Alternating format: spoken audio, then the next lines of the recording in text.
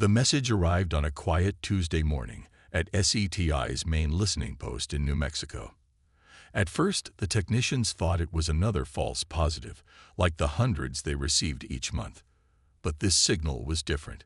It repeated in perfect intervals, carrying a simple mathematical sequence that could only be artificial. Within hours, every major observatory on Earth had confirmed it. Humanity was receiving its first alien transmission. The message itself was simple: coordinates for a meeting point on the far side of the moon, along with a time exactly 48 hours from receipt. "This is either first contact or the universe's most elaborate prank," said General Robert Stone, addressing the hastily assembled UN Security Council via video conference. His weathered face showed the strain of 2 sleepless nights. "Either way, we need to respond." The world's powers agreed to send a joint mission. They chose the experimental spacecraft Unity, a vessel designed for rapid lunar transport. Its crew consisted of 4: 2 pilots, a diplomat, and a soldier. They carried no weapons, following the diplomat's advice, but maintained a constant link to Earth's combined military forces, following the soldiers. The alien ship appeared exactly on schedule. It was small, barely larger than the Unity, with a hull that seemed to shimmer like oil on water. As it approached, the crew could make out battle damage along its port side, fresh scorch marks, and what looked like impact craters.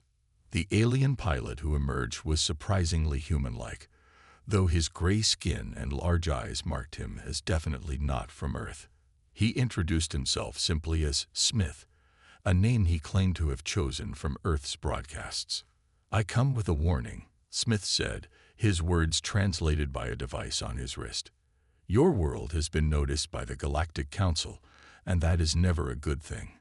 He explained that the Council, a collection of the galaxy's oldest spacefaring races, had been watching Earth since humans first split the atom. They had observed every launch, every technological advancement, and every war. "The Council fears what they don't control," Smith continued, his large eyes blinking rapidly. "And humans advance too quickly.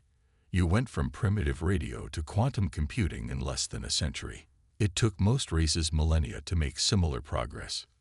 The diplomat, Anna White, leaned forward. "Are you saying they see us as a threat?" Smith's laugh was a hollow sound. "Threat? No. They see you as a disease that must be contained. They've done it before, to dozens of species. They call it protective regression. They'll destroy your infrastructure, your technology, your cities. They'll push your species back to a pre-industrial state, then establish themselves as gods to prevent you from advancing again." The soldier, Captain Mark Davis, gripped his chair until his knuckles went white. "How long do we have?" 6 months, Earth time. Their fleet is already assembling. I came to warn you because—" Smith paused, touching a burn scar on his neck. "Because I've seen what they do to protected worlds.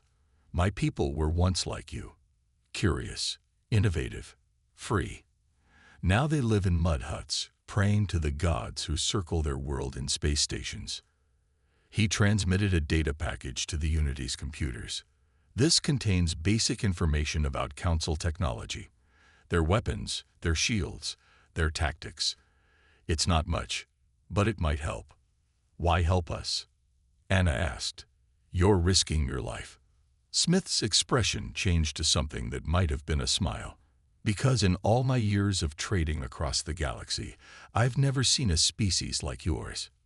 You're young, yes, but you're different. Other races advance in a straight line, building on what came before. Humans, you leap sideways. You find solutions no one else would think of. The Council's analysts say you're dangerous. I think you might be exactly what this galaxy needs." An alarm chirped from his ship. Smith straightened.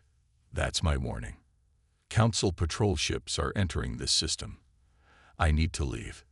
He turned to go, then stopped. "One more thing. They'll come in force, but they'll send an ambassador first. They always do. They'll demand your surrender, offer to make it painless. Don't believe them. fight. Within minutes, Smith's ship had vanished into space, leaving the Unity's crew with a warning and a data package that would change Earth forever. As they rushed back to Earth, Captain Davis studied the alien technical data on his tablet. "Can we win?" Anna asked, watching Earth grow larger in their viewport. Davis looked up, his face grim but determined. "Maybe not with any weapon we have now. But we got 6 months, and now we know what we're up against." He managed a slight smile. Time to show the galaxy what humans do best. The impossible. Admiral James Walker stood before the United Earth Defense Council, his presentation ready. The room was packed with military leaders and government officials from every major nation. 6 weeks had passed since the warning, and time was running out. "Ladies and gentlemen," he began, clicking to the first slide, "I present Project Titan." The screen showed a massive battleship design unlike anything ever built on Earth. "This is our answer to the Galactic Council's threat." Murmurs filled the room. The ship's design was revolutionary, a perfect blend of human innovation and the alien technical data they'd received. It was massive, nearly 2 kilometers long, with a hull shaped like a broad arrowhead. "We've named it the HMS Defiant," Walker continued. "And yes, before anyone asks, it can be built in time, but only if we work together. Every nation, every resource, every scientist and engineer we have." A Chinese general raised his hand. "The cost would be enormous. How can we justify this single ship instead of a fleet of smaller vessels?" Walker nodded at the question. "Because according to the alien data, the Council expects us to build a fleet. They're prepared for that. Their tactics, their whole strategy, is based on fighting multiple ships. But one ship," he smiled, "one ship changes everything." He explained the Defiant's unique features. The hull would be built using a new metal alloy, combining Earth's strongest materials with manufacturing techniques gleaned from the alien data. The shield system would use layered fields, each operating on a different frequency to counter the Council's weapons. "But here's our real advantage," Walker said, showing the ship's core. "We're not copying their technology. We're combining it with ours in ways they've never seen. They use pure energy weapons. We're building kinetic accelerators. They rely on standard shields. We're developing point defense systems that can track thousands of targets. They fight in rigid formations. We're building a ship that can outmaneuver their entire fleet." The room fell silent as the implications sank in. The Defiant wouldn't just be a warship. It would be humanity's greatest achievement, a testament to what Earth could accomplish when united. "Time is critical," Walker stressed. "We need to start today. Every hour counts." The vote was unanimous. Construction began immediately in a massive underground facility beneath the Pacific Ocean. Teams worked around the clock, with scientists and engineers from different countries working side by side, sharing knowledge and solving problems together. The Defiant's main hull took shape first, its dark metal plates looking almost alive under the bright work lights. Next came the internal systems, power cores, weapon mounts, and living quarters for a crew of 300. Problems arose daily. The new alloy was difficult to work with. The shield generators kept overloading. The artificial gravity system interfered with the targeting computers. But for every problem, the international team found a solution. "It's amazing," Dr. Linda Russ, the chief engineer, told Admiral Walker during a late-night inspection. "I've never seen anything like it. Russians working with Americans, Chinese collaborating with Indians, Iranians and Israelis solving problems together. It's like the whole world finally remembered we're all human." Walker watched as crews installed the main weapon systems. "Fear is a powerful motivator," he said, "but so is hope." As the deadline approached, the pace became even more frantic. The last components were installed just 2 weeks before the Council's expected arrival. The Defiant systems were tested and retested. The crew, carefully selected from military forces around the world, trained day and night in simulators. On the final day of preparation, Admiral Walker stood in the Defiance command center, watching his crew at their stations. The massive ship hummed with power, all systems ready. Through the view screens, he could see the underground dock that had been their home for 6 months. "Status report," he ordered. "All systems green," his executive officer reported. "The ship is ready, sir." Walker nodded, touching the captain's chair. His chair, for luck. "Send word to Surface Command. The Defiant is operational. We're ready to launch on their order." As the message was sent, he looked around at his crew, men and women from dozens of nations, all working together, all focused on one goal. Whatever the Council brought, Earth would face it united. And maybe, just maybe, that would be enough. The waiting began. The first sign of the Council fleet came from the deep space sensors on Pluto. Hundreds of ships, emerging from what looked like tiers in space itself. Their hulls gleamed like polished chrome in the distant sunlight, arranged in perfect geometric formations. In the Defiance Command Center, Admiral Walker watched the sensor feeds with his command staff. "Right on schedule," he muttered. The alien ships moved with mechanical precision, each vessel exactly spaced from its neighbors. "Sir," called out Lieutenant Tom Rogers from the communications station. "They're broadcasting on all frequencies.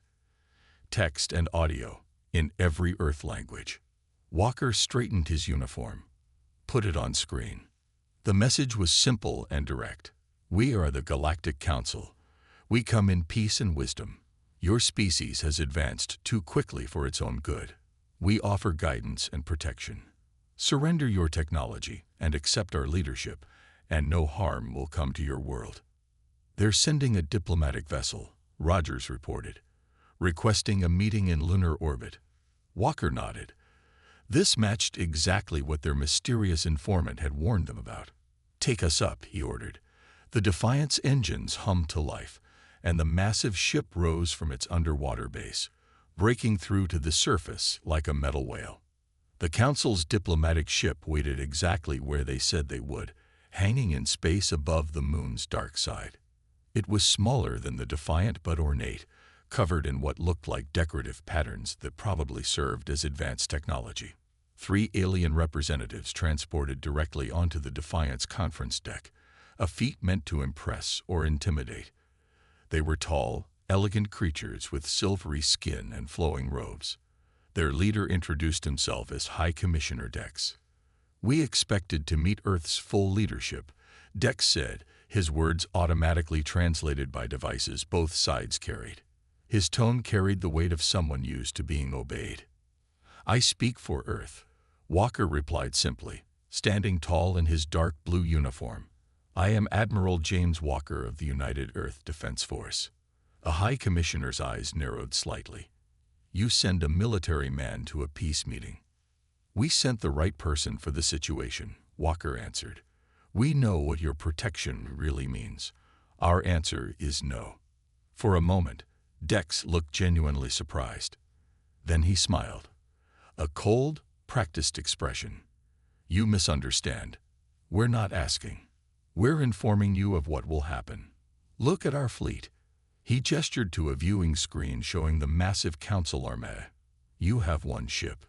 Impressive for your technology level, but still just 1 ship." Walker didn't flinch. "Then why send diplomats at all?" "Because," Dex said, his voice softening with what sounded like practiced concern, "we prefer to avoid unnecessary violence. Accept our guidance, and your transition will be peaceful. Resist, and we will be forced to take more direct action." "How many other species have you guided this way?" Walker asked. "Enough to know what's best for young races like yours," Dex replied. "You advance too quickly. You take risks. You're dangerous, to yourselves and others." Walker stood up. "That's where you're wrong. We take risks because that's how we learn. We advance quickly because we're not afraid of change. And yes, sometimes we make mistakes, but we learn from them. That's what makes us human." The High Commissioner's facade of friendliness vanished. "You have 24 hours to reconsider. After that, we will do what must be done." He and his companions transported away without another word. Back on the bridge, Walker's executive officer, Commander Maria Torres, approached him. They'd really believe they're doing the right thing, don't they? That's what makes them dangerous, Walker replied, watching the diplomatic vessel return to the main fleet. They've convinced themselves they're the guardians of the galaxy. They probably don't even remember why they started doing this anymore. The fleet is moving, sir, reported the sensor officer, taking up attack positions around the solar system. Walker looked at his crew. The best Earth had to offer, chosen from every nation, trained harder than any military force in history. They looked back with determination in their eyes. They knew the odds. They knew what was at stake. Battle stations, he ordered quietly. Let's show them what one ship can do.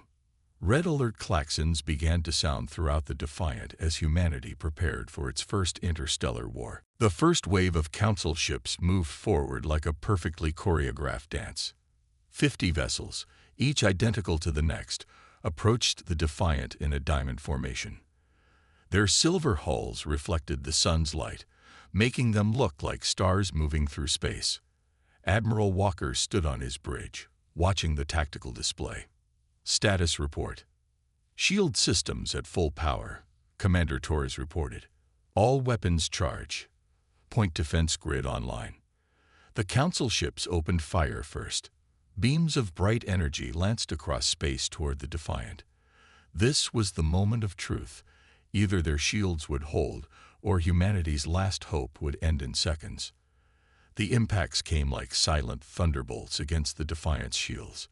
But where the Council expected their weapons to tear through the human vessel, something different happened. The Defiant's layered shield system, combining human ingenuity with alien tech, diffused and scattered the energy attacks. Shields holding at 92%, Torres announced, unable to hide a smile. Their weapons aren't as effective as they thought they'd be. Walker nodded. Show them what we can do. Target the lead ship. Main guns only. The Defiant's primary weapons were unlike anything the Council had seen before.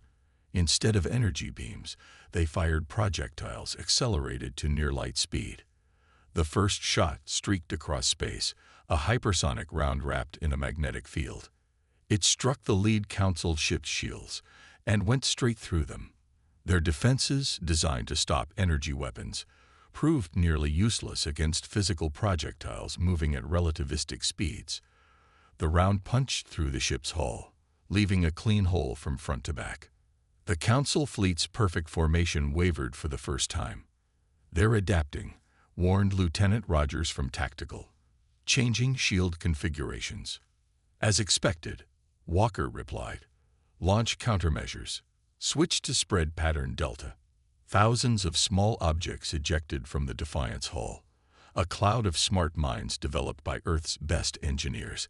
As the Council ships adjusted their formation to deal with this new threat, the Defiant was already moving. For a ship its size, the Defiant displayed shocking agility. The Council vessels, used to fighting in strict formations with predetermined tactics, struggled to track the human vessel as it weaved through their ranks.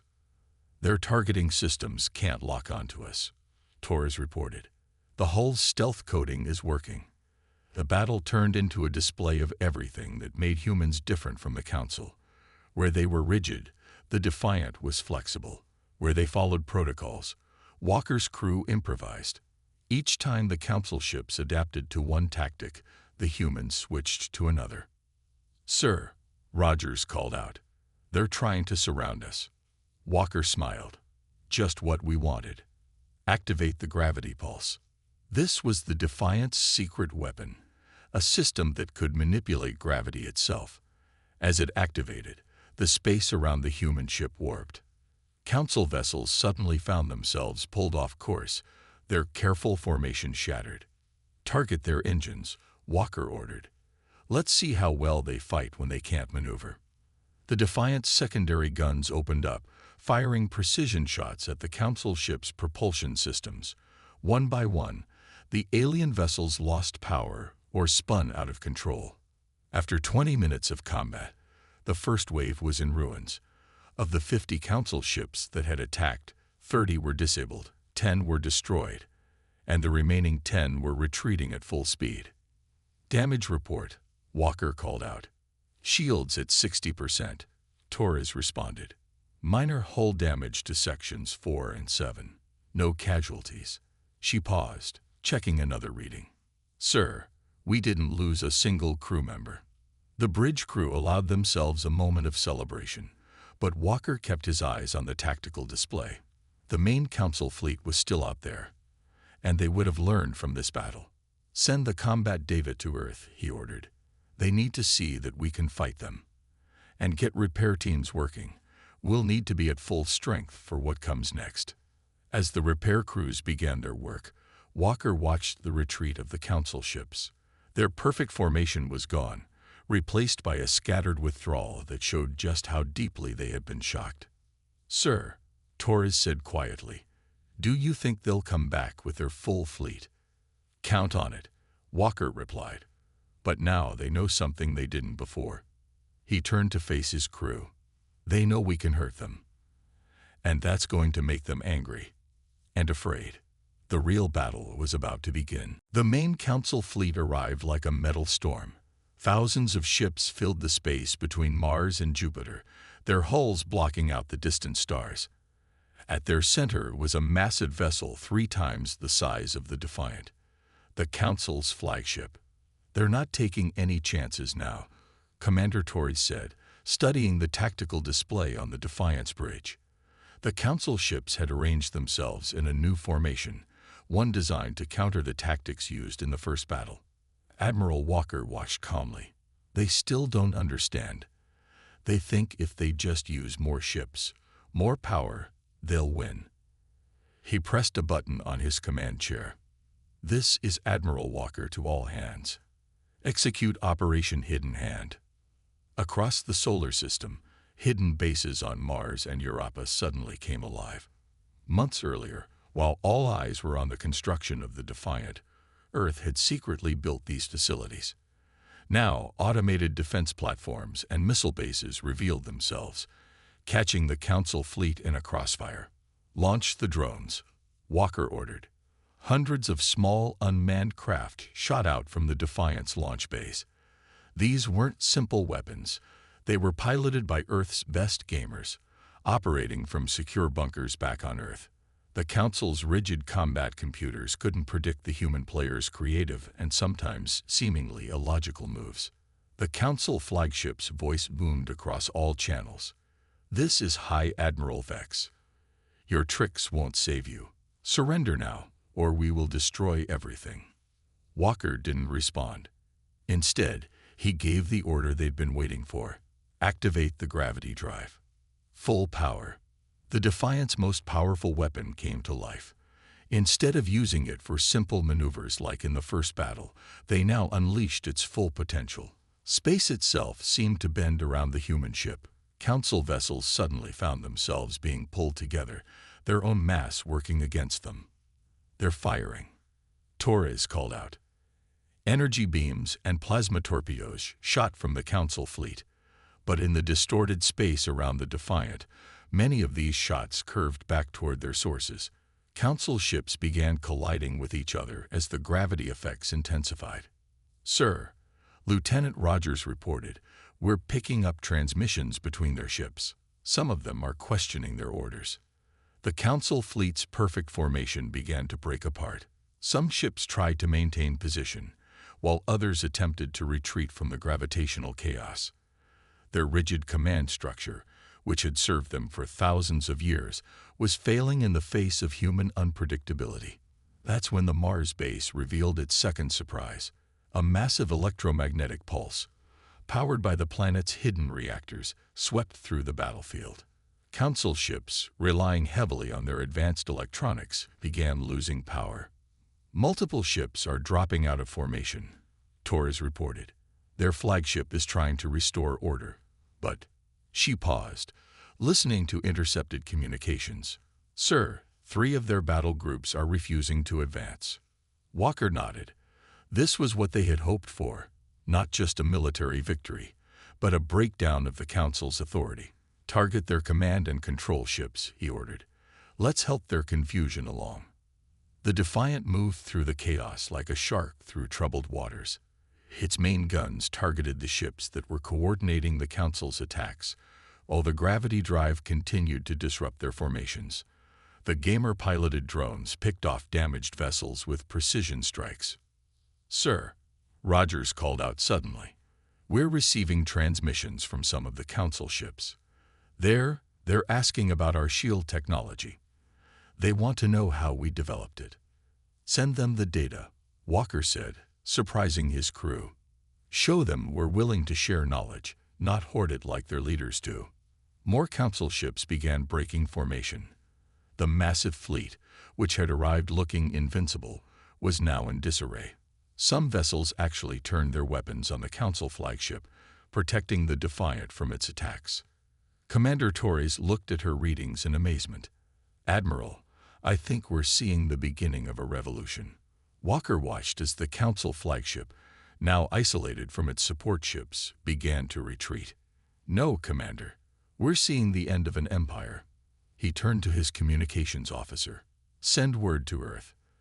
Tell them to broadcast everything.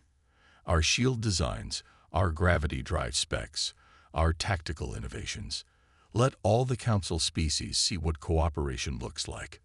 The battle wasn't over, but its nature had changed.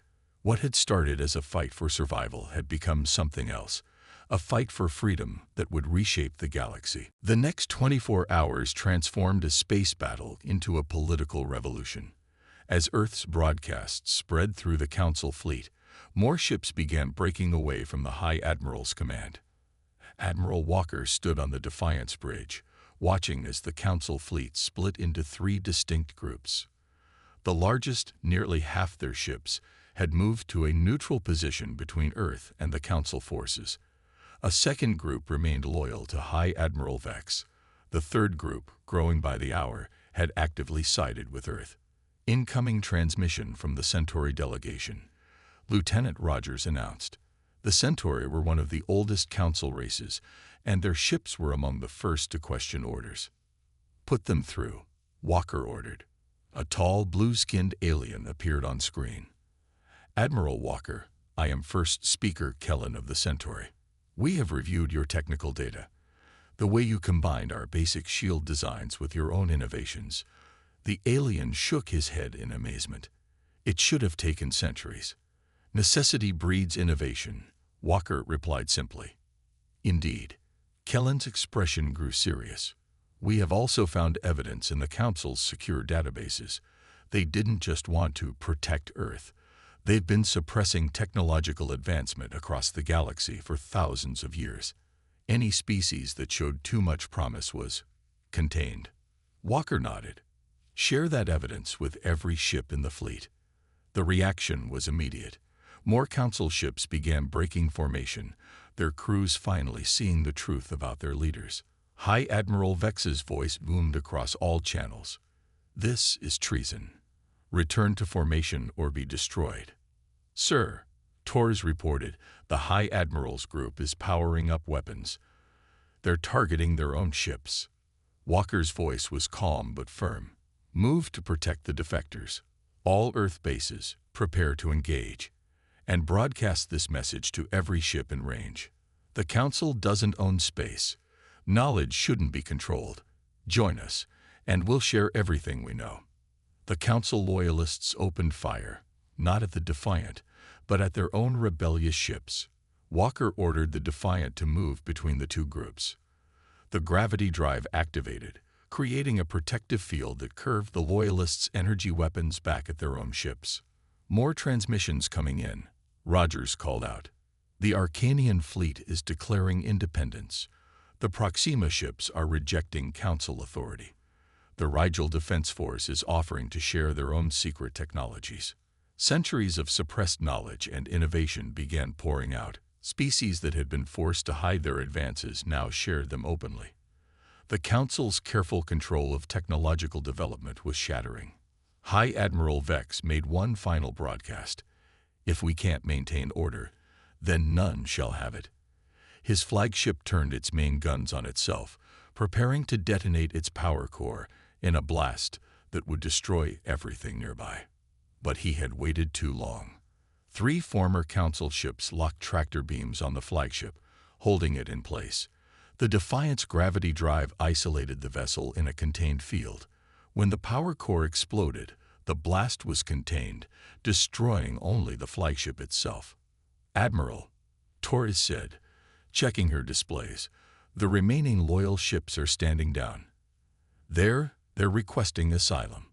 Walker looked at his tactical screen. Where hours ago there had been an invading fleet, now there was the beginning of something new. Ships from different species were sharing information, crews were mingling through transport systems, and centuries of enforced isolation were ending. "Sir," Rogers said softly, "we're getting a message from Earth. They're asking what we should do with all these alien ships in our system." Walker smiled for the first time in days. "Tell them to prepare for guests. Lots of guests." He turned to his crew. The Council tried to keep species apart, afraid of what would happen if they worked together. Let's show them exactly what they were afraid of. The Defiant's mess hall was converted into a meeting space. Representatives from 24 species gathered there, many seeing each other face to face for the first time without Council supervision. They brought with them technologies their people had hidden for generations, innovations they'd been forced to suppress, and dreams of what they could achieve together. As Walker watched the impromptu gathering, Commander Torres joined him. "It's amazing," she said. "We came out here expecting to fight for Earth's survival. Instead, we started a revolution." "That's the thing about humanity," Walker replied. "We never just survive. We change the game entirely." The old order was ended.